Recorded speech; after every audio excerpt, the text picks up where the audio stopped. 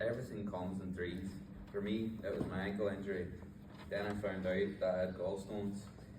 And then moving house 3 times in a year. I went from a very sociable person who was confident in large groups of people, a very active person who would find any excuse to kick a football at any given time, to feeling like my identity had been stripped from me and placed in a straitjacket. I lost control of my brain and my feelings and felt like there was nowhere to turn for help.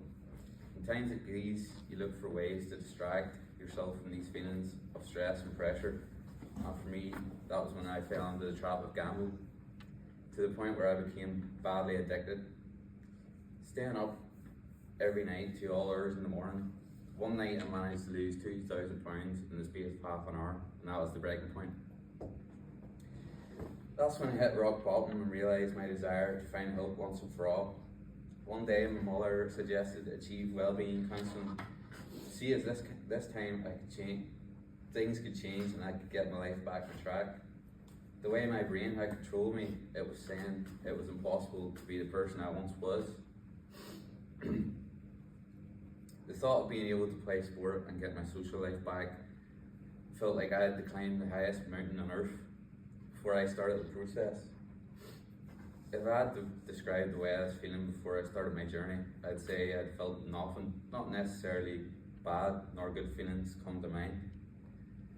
I always had it in my head that what I wanted to get out of this journey was getting the person I had lost back from everything that went on previous. But I didn't think there was a possibility that the same person could not only come back, but come back twice as strong as the person he was before. From being in a dark place myself before this journey, I started to often think, surely this is too good to be true.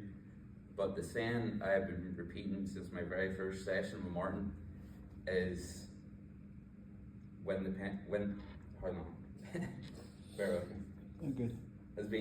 penny drops. This refers to when I started processing these events, why these events have taken place in my life. The penny dropping represents when you gain control of your thoughts again and being able to rewire your brain when those dark thoughts come into your head to flip them back into the positive.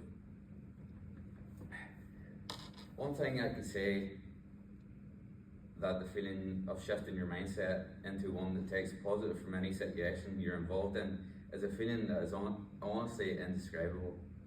Once I had that feeling of being over the hump and on the road to being an improved version of the man I was before, I was overwhelmed with emotion, a feeling that rarely ever happens to me. Developing self-awareness has been the biggest thing I've learned so far during this process, meaning that I can identify my feelings, where I'm feeling good some days and even having an answer for the days I don't feel as good. There will be good days, but obviously not every day is going to be good, which is not a bad thing. It is possible to turn things around, but the driving force behind this process is having the burning desire to overcome these obstacles that are thrown at us in our lives. So it was towards the end of last year and the start of this year, I was very badly addicted to gambling. Here we are 10 months later. I haven't spent a penny on a bet since the end of February, I think it is. We're going into the new year clean, so I'm very proud of myself, but the work's not done yet. Work is still to come. For anyone who hasn't dealt with addiction before, what I would describe addiction as being like stuck in a maze with nowhere to turn. It's very easy to get into, but the deeper you go in, it gets harder and harder to get out of. So the first step towards getting out of it is admitting to yourself that you have an addiction. No one thinks they're addicted until they try and leave the maze and they can't find their way out.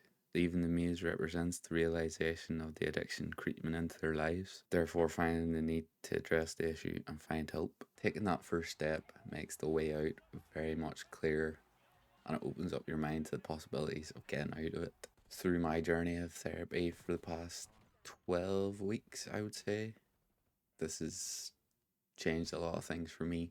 So if this video helps anyone, I've done my job.